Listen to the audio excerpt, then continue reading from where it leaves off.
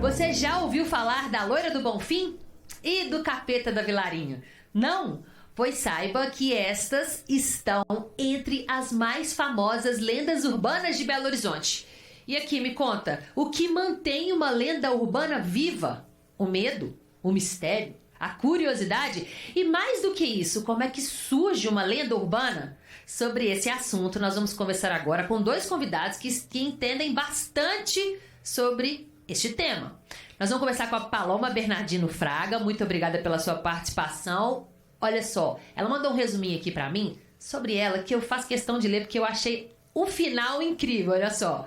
Paloma sempre foi apaixonada por escrever. Publicou o seu primeiro livro aos 16 anos e cursou letras na Universidade Federal de Minas Gerais. É autora das obras A Princesa da Escuridão, Doutora da Alma, O Voo da Borboleta, Produto Artesanal, Noiva entre Túmulos e Os Mecanismos de Defesa do Coração. Gosta de escrever romances para jovens e adultos e horror. Mora em Minas Gerais e está sempre com uma xícara de café em mãos. Daqui a pouquinho vai ter uma xícara de café, prometo, tá, Paloma?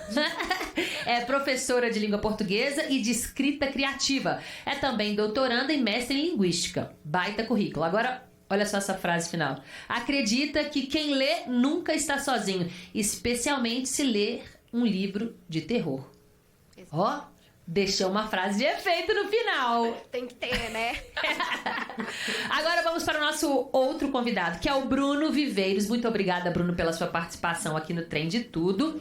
Doutor em História pela Universidade Federal de Minas Gerais, chique também. Professor do Centro Universitário Estácio de Belo Horizonte. Autor dos livros, se eu estiver esquecendo algum, você me fala, tá? Som Imaginário, a reinvenção da cidade nas canções do Clube da Esquina. Venda Nova, curador das exposições Canção Amiga, Clube da Esquina e da Janela Lateral pelo Centro de Referência da Música de Minas Gerais, produtor e apresentador do programa Decantando a República da Rádio FMG Educativa. Baita currículo também, né? É isso aí, é pau pra toda obra. E olha que hoje a gente está aqui com um assunto super legal. E eu acho que, assim, tem uma curiosidade enorme com pessoas super gabaritadas para falar sobre o assunto. Então, o que a gente tem é pano para manga para tratar. Eu queria primeiro começar falando sobre o conceito de lenda urbana. É difícil? O que é isso? Por que surge? Por que ela é alimentada? Bruno, eu acho que você consegue dar essa explicação pra gente. Olha só, a lenda urbana surge porque a cidade de ferro, de asfalto, de pedra, de areia, ela não nos satisfaz completamente. Então a cidade, ela é uma urbis, mas ela é também uma polis, ela é um lugar de encontro, desencontro, de medo, anseio, de suspense, de terror. Então as lendas urbanas, elas aparecem onde há espaço para essa dúvida, para a sombra, para a noite, para aquilo que a gente não consegue explicar, para aquilo que a gente não tem uma explicação racional, uma resposta imediata. Será que é para deixar o ambiente mais humanizado ou não? Ou mais fantasmagórico ou mais misterioso? Não sei, porque você me deu uma definição aí de um ambiente que é mais concreto, do pouco pessoal. A questão é que a lenda urbana, para ela existir, ganhar corpo e ser popular, ela tem que ter uma pega na realidade. Então, por exemplo, a Fantasma da Lagoinha aparece no momento em que a Lagoinha está sendo destruída e você está se construindo o complexo de viadutos. Os bondes, ele era um antigo motorneiro, estão acabando. Então, a pega na realidade é exatamente esse fio que conduz a lenda a um cenário em que esse personagem vai atuar. O Capeta da Vilarinho aparece lá na periferia, em Venda Nova, no momento em que o funk e o rap estão ganhando força. Então, quem é o Capeta da Vilarinho? Um dançarino. Então, assim, precisa de ter um contato na realidade para esse chamarisco virar uma fogueira. Ah, e isso me lembrou você, né? Porque essa situação toda serve de inspiração para escritores. Posso pegar você para esse gancho? Claro. Só fazendo um comentário, porque a lenda da loira do Bonfim também tem uma de suas origens, porque existem várias, porque o bairro do Bonfim ali era conhecido pelos bordéis, pela noite muito quente. Então, uma das explicações para a origem da lenda é que foi uma forma de espantar as pessoas dos arredores do cemitério, porque havia muita bebida, consumo de drogas, enfim. E então, posso dizer que é um campo fértil para o escritor. Demais, nossa. Além de permitir que a gente possa tratar de uma literatura verdadeiramente nacional, regionalista, faz com que a gente consiga se perguntar, né? Por que esses fantasmas existem? Quais são os motivos? E qual a importância deles para a cidade? Fértil, muito fértil esse campo. Então vamos começar já pegando para o seu lado do livro. Como é que foi a criação e por que você se inspirou na Loira do Bonfim? Se tem... Não, primeiro vamos explicar essa pessoa, né? Você também, né, Bruno, sabe como é que explica quem que é essa entidade, Loira do Bonfim aqui em Belo Horizonte. Vamos lá. Quero ouvir o Bruno primeiro. Olha, eu tenho, como você falou, são várias histórias que vão se cruzando e vão se alinhavando. A história que eu ouvi falar é que na época dos anos 20, na época dos bondes, você tinha muitos motorneiros que não gostavam de fazer a linha do Bonfim, e principalmente a linha da meia-noite, quando se encerrava os trabalhos, porque ali aparecia sempre uma mulher bem vestida, loura, que pegava o bonde num determinado lugar da cidade e pedia para descer exatamente em frente ao cemitério do Bonfim. O passar do tempo, a cidade vai ganhar outras formas de transporte. E no caso, por exemplo, na década de 40, você já tem uma popularização maior dos automóveis. Aí a história já muda. A história qual que é que aparece nos jornais? Uma mulher muito bem vestida, linda, pede um táxi, um chofer, né, que se falava na época, em frente à Santa Casa. E ela pede para descer onde? Em frente ao cemitério do Bonfim. E o taxista, né, o chofer, ele entra em parafuso, fica morrendo de medo, e no dia seguinte dá nos jornais a notícia de que um taxista teve que pedir uma ajuda porque ele sofreu contato de presenciou uma aparição sobrenatural. Isso saiu no jornal? Isso saiu dos jornais da época. Então, olha só a questão, o fantasma, a aparição, ele tem que se atualizar, ele tem que estar em sintonia com a cidade. Com o contexto lá. Uhum. À medida que ela vai crescendo, que ela vai se transformando, ele vai se atualizando e ganhando outras faces, outros contornos. Porque senão ele se perde, né, na história, ou não? A questão é, o fantasma, quando o fantasma morre, porque, na verdade, ele já morreu. Uhum. Quando ele é esquecido. Ah, é verdade. Então, se as pessoas não falam mais dele, se as pessoas perdem o medo, se ele vira uma piada, então, aí ele já era. A lenda porque já... você tem que manter ali aquele susto, aquele suspense, né? Será que eu vou encontrar a Loira do Bonfim na rua? Aí não sei. É essa a história? Sim, e é muito divertido porque eu ouvi essa história bem de lenda mesmo, né? Porque a lenda ela tem essa característica de ser passada de geração em geração, que infelizmente é uma questão que tem se perdido, né? Essa nossa cultura de contar histórias. Mas eu ouvi da minha mãe, que ouviu da mãe dela, porque o meu bisavô, ele era coveiro no cemitério do Bonfim e ele era viúvo. Então minha avó, que infelizmente eu não conheci porque ela morreu antes de eu nascer, ela ia até o cemitério e brincava lá. Então era um local bem comum, bem tranquilo para ela. E aí eu realmente ouvi essa versão do táxi. Então a sua versão é mais atualizada do que a do bonde. Se a gente atualizar, a Loira do Bonfim pediria um Uber. Ela ia ter um aplicativo, né? E aí depois que ela pegava, ela descia no cemitério e enfim, a história? Enfim, e aí dependendo da coragem do chofer ou do motorneiro, ou mesmo do motorista de ônibus ou do aplicativo, a consequência dessa aparição é aquilo que dá no jornal, é aquilo que vira notícia, é aquilo que cria o burburinho da cidade e alimenta essa lenda. E aí o que diz no jornal é que ele ficou com medo, que teve uma experiência sobrenatural e acabou. Exatamente. Mas aí isso foi passando, e tem registro do jornal disso? Existem notícias de jornal, para quem for na hemeroteca pública e procurar, você vai ter lá notícias da Loura do Bonfim. Você fez pesquisa? Fiz bastante pesquisa sobre isso e é interessante isso, tanto é que no meu livro eu faço uma cena em que o jornal faz uma fake news. É a super atualização da lenda. Mas a minha história ela se passa em 1949 e eu coloquei esse easter egg, digamos assim, porque nas minhas pesquisas, inclusive teve gente que veio me procurar no Instagram para falar, não, eu tenho conhecidos de conhecidos que publicaram no jornal, que era uma notícia para assustar as pessoas, para gerar vendas no jornal, para então afastar ainda o pessoal do Bonfim. Podia ser uma fake news, então. Podia ser uma fake news. Aí tem uma outra questão interessante que é o seguinte, né?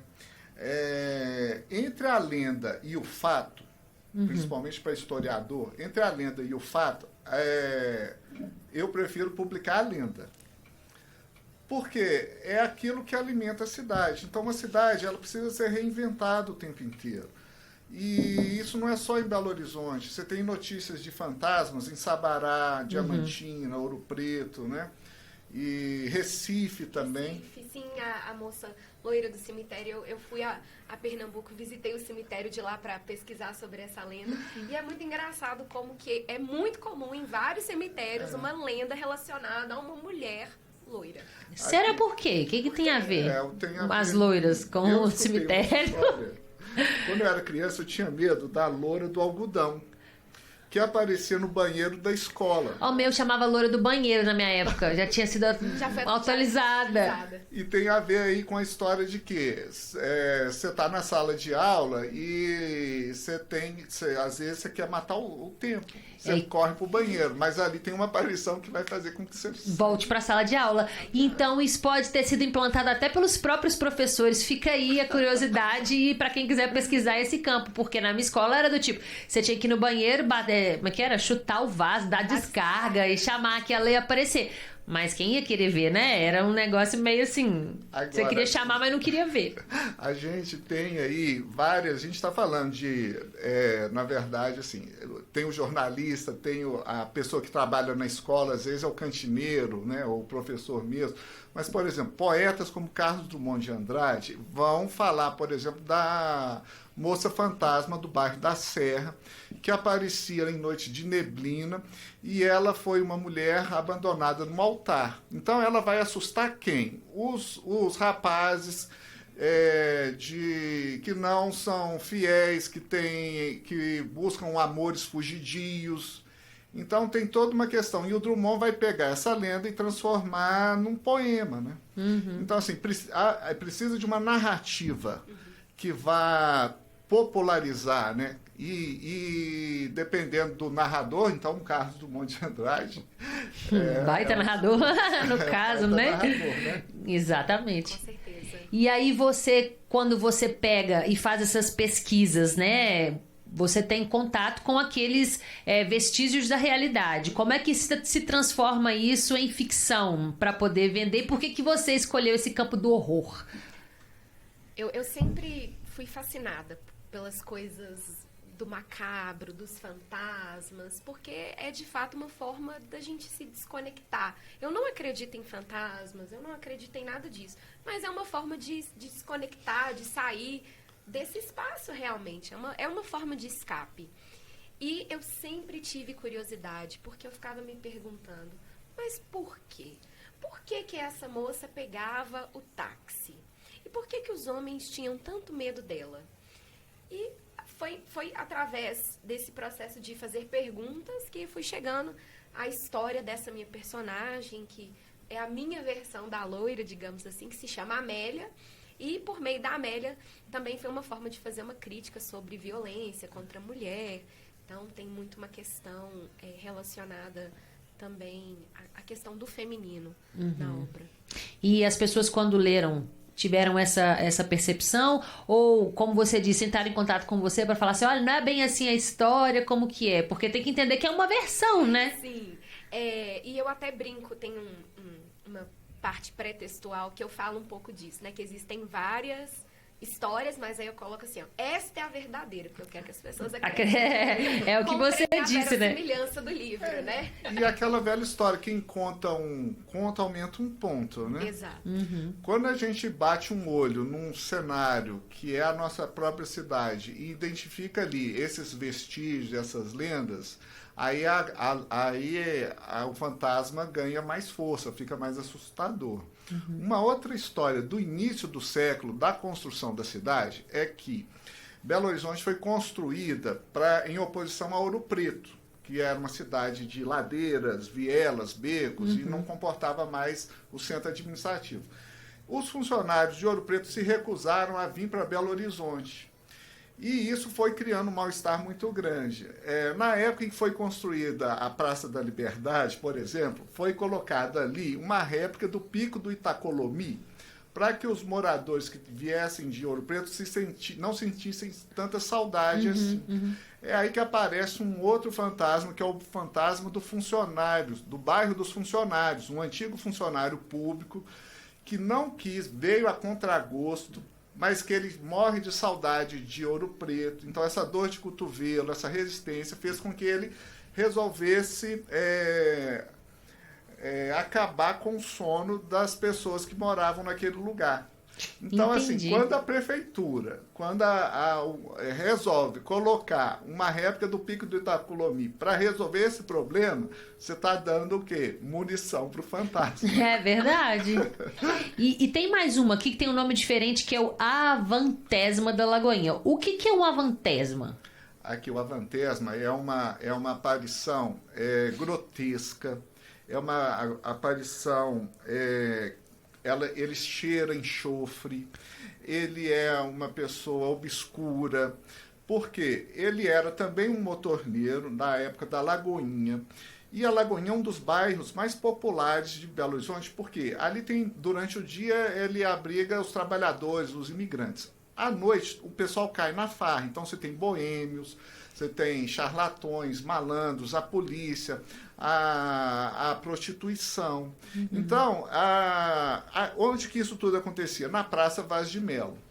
Então, o que acontece? À medida que o bonde sai de circulação, à medida que a praça está sendo destruída para a construção dos viadutos, principalmente nos anos 80, essa pessoa perdeu o seu emprego, perdeu a vida, e ele passa assombrando aquela região, assombrando as pessoas, assombrando, por exemplo, os motoristas de ônibus, que, segundo a lenda, foram eles que tomaram o lugar dessa pessoa. O resultado disso, a gente pensa assim, essas transformações urbanas acontecem de tempos em tempos. A última foi o quê? Em 2014, quando a gente tem a duplicação da Avenida Antônio Carlos, e aquilo que sobrava, aquilo que restava das antigas fachadas do bairro da Lagoinha se perderam de vez. Então, existe aí uma relação do fantasma com a perda, com a dor, com a saudade, um sentimento, e da cidade que se transformou. Então não é só para colocar medo nas pessoas, tem toda uma coisa. Muitos deles avisam que a gente precisa tomar conta do nosso patrimônio histórico e tratar com carinho a memória da cidade. Ai, agora até já gostei. Lindo, Ficou né? bonito agora a história, deixou de ficar assustadora para ficar poética. A gente até fica do lado dele e faz amizade. Se a gente topar com ele, a gente pode tomar uma cerveja. Uma cerveja no boteco. O que ele tem para dizer. O que ele quer desabafar, né? Vai que ele tem um negócio aqui nele precisando colocar para fora. Nós somos muito time fantasma. Aí aqui, eu tô com uma lista aqui. Aproveitar que vocês são especialistas no assunto. Já falamos da Loira do Bonfim, a Avantesma da Lagoinha. Eu queria que você voltasse no Capeta da Vilarinho. Esse daí, porque tem um negócio aí com a juventude, do funk, Explica. E aí você tem uma questão que é a seguinte. Na hierarquia demoníaca... Peraí. Como é que é isso? Qual que é a hierarquia? Vamos entrar no assunto direito aqui. Qual que é a hierarquia demoníaca? Porque ele não é um fantasma em si. Ele não é uma pessoa que faleceu E hoje é uma aparição metafísica. Ele é o capeta mesmo. Poxa, aí aperta, Então, hein? aí a Aí eu não vou situação querer é encontrar complicada. com ele, não. O que acontece? Em Venda Nova, que é um bairro, uma região, que tem 300 anos de história, mais antiga que Belo Horizonte, porque ela é da época do Curral del Rei. Então, ali, quando sai no jornal Venda Nova, o que aparece? É enchente na Vilarinho, é a página policial que crime. pinga sangue. O capeta da Vilarinho aparece numa época que a quadra, ali na esquina da Rua Cascaleira com a Avenida Vilarinho, esquina é sempre lugar de encontro, desencontro, sobrenatural, a coisa da movimentação ali também do tráfico, o negócio ali meio, né? É pesado mesmo. Então ali acontecia o quê? Vários shows, o funk na virada do 80 para o 90, o hip hop, o soul, mas tinha samba, tinha jazz, tinha... e aí acontece, eles vão organizar um baile para saber quem que é o melhor dançarino de Venda Nova, que tá assim de grandes pés de valsa. Isso mais ou menos 80? 88, 89. Aí eu tava nascendo. E aí? Eu era criança, eu fiquei sabendo e contei essa história no livro sobre Venda Nova. E aí o que acontece? Todo mundo se preparou, vestiu a melhor roupa, o sapato bicolor, suspensório, estava tudo nos trinques, todo mundo preparado. Quando chega um forasteiro que ninguém sabia de onde, Venda Nova tem vários bairros, e ele não era de nenhum deles. Também louro, alto, magro, bonito, e ele começa a dançar, chamando a atenção de todo mundo na quadra. Ele vai para a semifinal disputando com um dançarino de Venda Nova. O dançarino se chama Ricardo Malta e ele arrebentou. E o Ricardo Malta existiu real oficial? Exatamente. E ele te conta? Ele contou essa história? Ele conta a história. Ai, Ricardo, manda pra gente uma mensagem pra poder conversar com você. Uma pessoa de carne e osso. Na saída da pista, ele cruza os olhares com o dançarino rival, que começa a dançar e arrebenta também. A quadra inteira começa a balançar e dançar junto com esse dançarino, que ninguém sabe quem é. E numa dos passos que ele dá, a galera vai ao delírio, ele deixa o chapéu cair no chão. E todo mundo vê que ele tem 2 chifres. As pessoas entram em pânico, ele sai correndo. Em quem ele encosta, todo mundo fica com queimadura. Ele vai para dentro do banheiro, todo mundo atrás. Aí, pessoal, ele está no banheiro, agora já era, nós pegamos ele. Ele desaparece numa nuvem de fumaça, um cheiro de enxofre também assustador. Ele aparece na saída da quadra, o segurança pula em cima dele, ele dá um chute no segurança, sai correndo. No dia seguinte, está todo mundo assustado. Uma menina que flerta com o capeta, mais tarde, ela aparece grávida. Então tem um filho do capeta. Só de flertar? Essa versão. Não quero. Super, uai. Essa versão, por exemplo, foi o Lacarnélio que conta na revista Celton. O Ricardo Malta, ele ganha o concurso porque tem o deslize do capeta. E Ligeiro deslize, caiu meu chifre aqui, peraí. Ai. No dia seguinte, essa história vai dar no programa Rádio Patrulha da Glória Lopes, que era super referência do jornalismo policial. Exatamente. Em Belo Horizonte, Minas Gerais. A poucos metros da quadra tinha um posto da Polícia Civil, e foi lá que tem o BO. Aí o que acontece? Um outro jornalista sensacional, que é o Pascoal, na época da Rádio Extra, Acorda Pascoal, ele faz um funk pro capeta, que chama Melô do Alex. O Alex é o capeta. Na semana seguinte, ele toca a música, faz o maior sucesso.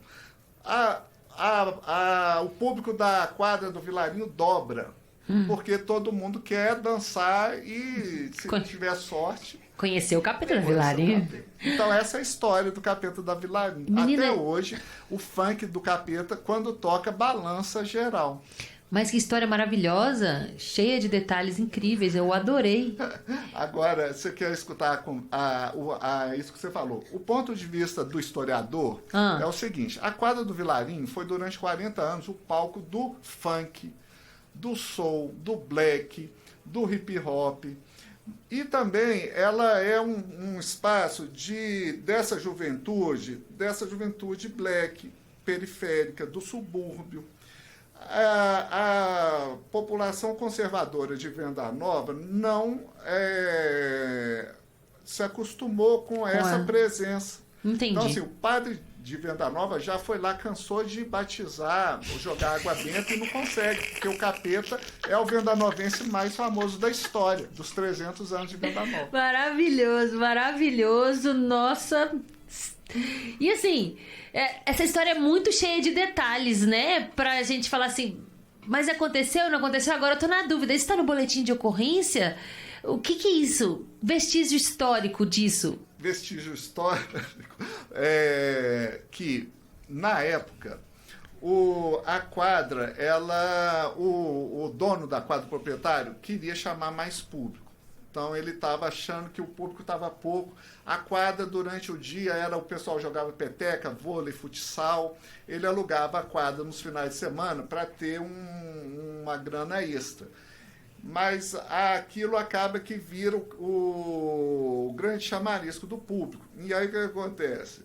Numa noite, um dos seguranças, ele toma umas a mais e começa a escutar barulhos estranhos.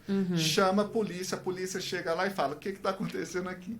Aí, para ser mais verídico, para os policiais acreditarem ainda mais nele, ele começa a contar que entrou um ladrão na quadra. E aí ele é perguntado, questionado, como assim ladrão? Aí ele começa a mudar a versão dele. Ele fala, não era um ladrão, era uma sombra, mas era uma sombra demoníaca. Era um capeta dançando ali. Pronto, virou o capeta da Vilarinho. Virou o capeta. A grande questão é que o Ricardo Malta, com o tempo, ele desenvolve um glaucoma e ele perde a visão. Em Venda Nova, dizem que ele perdeu a visão porque ele foi amaldiçoado pelo capeta da Vilarinho, que trocou esse olhar com ele. Vixe, mas aí ficou pesado. Pegou pesado. O Francisco Fiziola, que é o dono da quadra, ele volta e meia, algumas mães de família reclamam com ele que o filho era filho da quadra do Vilarinho. Então, assim, existiam várias menores de idade que frequentavam a quadra. Entendi. Quando uma parecia grávida, o filho é de quem? A gente tem uma adaptação disso lá no Rio, que é nos bailes funk, que as meninas jovens também engravidam em situações semelhantes. Aí fica sem saber a paternidade da criança. Aí ele é filho de quem? É de meiota, um trem assim, que divide ali a galera toda. Nova, ele é filho do capeta da Vilarinho. Aí, melhor confusão, hein, gente? Mas eu gostei. Ter o pai como o capeta da Vilarinho é chique, né? Imagina. Eu achei maravilhoso. Imagina, que é seu pai. Gostei. E aí o que acontece? O Celton, o Lacarmelli, na revista do Celton, conta que 13 anos depois o capeta volta para buscar o filho. E entra em cena o Celton com a namorada para evitar o sequestro do filho do capeta da Vilarinho. Não, então a história não acaba. Não acaba. Ela vai sendo renovada enquanto tiver a criatividade ali e a história gira. Tá vendo? Você já pode fazer outro livro. E é um pai responsável. Ele veio atrás do filho. É o que é difícil hoje em dia a gente encontrar. E aí, agora tem mais uma aqui. Maria Papuda. Você já ouviu falar? Já. Essa é muito interessante também do viés histórico, mas acho que vou deixar especialista. Mas olha só. Mas é ótima essa. A questão é a seguinte. Essas mesmas pessoas de Ouro Preto começaram a criar as famosas fake news, dizendo que ninguém podia ir para o Curral del Rei, porque as águas eram infestadas de bócio, que é o papo, né? A cretinice é a doença em que você cria papo, porque a cidade ela é propícia, o clima é propício para o papo. Papo? O papo. Isso aqui? Isso, aquela doença. Ele vai crescer. Tá. Demorei a raciocinar, mas vai lá, continua. E aí o que acontece? E aí a Minas Gerais inteira vai ficar sabendo que o Curral del Rei era terra de papudo. Então, você não coloca o pé ali. Essa era a grande questão. O que acontece, então?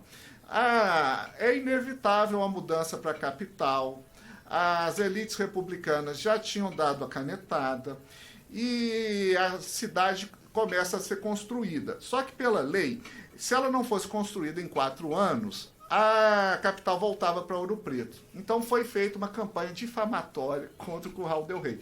Existiam, os historiadores contam que na verdade existiam 2, 3 pessoas com o papo. Mas e aí o que acontece? O pessoal do Curral del Rei sumiu com essas pessoas. Dizem que eles foram enviados para a Venda Nova, inclusive.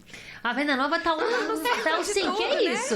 Mas o que acontece? O melhor lugar de lenda aqui divide Venda Nova e Lagoinha. Lagoinha. Isso, exatamente. as duas. Mas o que acontece? A Maria Papuda, entre aspas, era uma mulher que vivia na região onde hoje é a Praça da Liberdade. Ela morava numa cafua, ela era uma pessoa sem identificação, sem eira nem beira.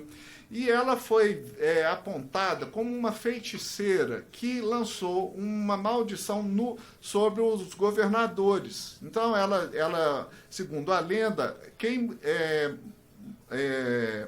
governasse a cidade no palácio morreria. Na verdade, a gente tem 3 governadores que morreram no Palácio da Liberdade. O JK e o Tancredo Neves preferiam encerrar o expediente mais cedo e ir para o Palácio das Mangabeiras, por exemplo.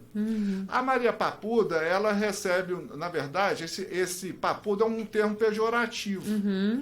E, na verdade, ela era uma mulher do arraial. Então, hoje em dia, uma ressignificação da lenda vai chamar a mulher de Maria do Arraial. Ah, sim. Então, na escala diabólica, nós temos fantasma, que já morreu, né? Então, temos a Loura do Bonfim, que ela era viva.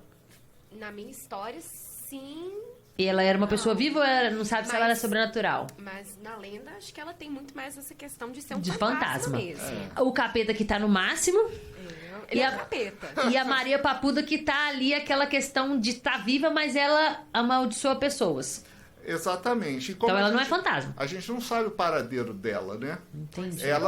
Ela foi, como vários curralenses e trabalhadores que vieram para a construção, desapareceram no mundo. Então a gente não sabe exatamente... Ela tá vagando o fantasma dela por Belo Horizonte até hoje. E é muito interessante porque quando você vai no tour lá no Palácio da Liberdade, eles falam sobre isso, mostram os quartos, falam, olha, aqui que os governantes ficam com medo de aparecer, de ver o fantasma. E eles, inclusive, mostram um espelho em que ela já apareceu, dizem que ela já apareceu. No caso dessa personagem, existe uma fotografia no Museu Histórico Abílio Barreto, em que ela está na frente da Cafua, que era a denominação de uma moradia... ela era de poucas posses, então era uma mulher que enfrentava sozinha a vida no início do século num lugar como Curral del Rei. Então era uma mulher que enfrentou, inclusive por ser sozinha, várias outros olhares dessa sociedade machista, patriarcal, conservadora. Talvez essa questão de sempre colocar a mulher que está ali numa posição mais de enfrentamento, vamos dizer assim, nesse lugar da mulher amaldiçoada, da mulher fantasma, da mulher que vai causar algum medo, né? Talvez seja nesse registro. O que você acha? Nossa, eu acho que tem tudo a ver. E é muito interessante como hoje a história dela tem sido ressignificada. É muito engraçado porque, não sei se vocês conhecem, mas...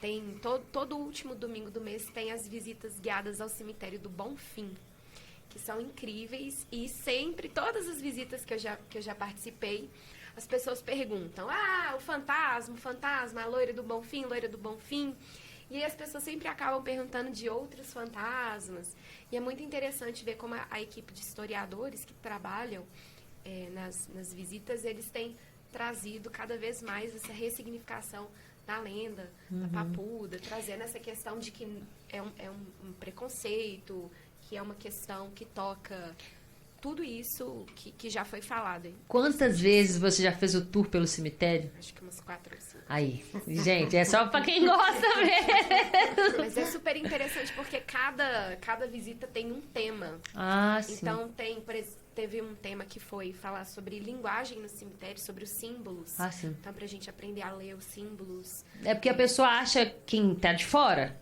que, vou ali ver um lugar ruim, um ambiente esquisito. Mas ele tá repleto de fatos, né? Da história da cidade, da arquitetura, de obra de arte. Então você que falou, o que eu vou caçar no cemitério, fazer tour? É isso, conhecer a sua cidade, ficar com orgulho de onde você mora, porque tudo isso faz parte, né? Agora é o seguinte, gente. Eu queria saber de vocês... Vocês acham que hoje em dia tem espaço para a criação de novas lendas urbanas? Ou a gente vai ficar com esses registros do passado mesmo? Ou o que vocês acham disso agora, nesse presente que nós vivemos? Pergunta difícil. Olha, eu penso que o olhar que a gente lança para a cidade, ele é fundamental nesse sentido. Então, se a gente buscar uma cidade racional, a cidade do dia a dia, do cotidiano, esse cotidiano maçante em que a gente vive, às vezes sai de casa de manhã, vai para o trabalho, do trabalho para a faculdade, volta para casa. Então, se a gente não viver a cidade, se a gente não for capaz de criar os nossos mapas afetivos e essa relação de amor e ódio, de medo, de interesse, isso pode vir a acontecer. Mas cada sociedade, ela vai vivenciar a cidade de um modo diferente. Então, do mesmo jeito em que hoje é tudo muito instantâneo, é tudo muito racional, é muito tecnológico, ainda há sombras, ainda existem esquinas, outras trajetórias, desvios, em que a gente, de repente, se depara com algo inusitado e ali pode nascer uma nova lenda. Só antes de você responder, só queria colocar um lugar onde eu acho que poderia nascer uma nova lenda. Sabe a estação central do metrô?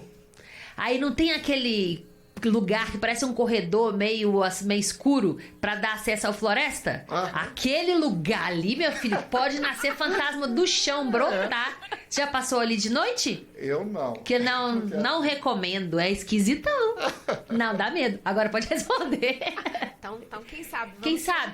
Aí, planta lá, vai que a gente surge um fantasma do corredor do metrô. Sim. Eu não sei.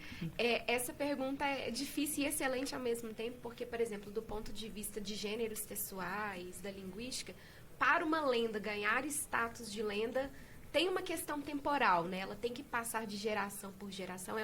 Tem a ver com essa cultura da tradição oral, de contar histórias.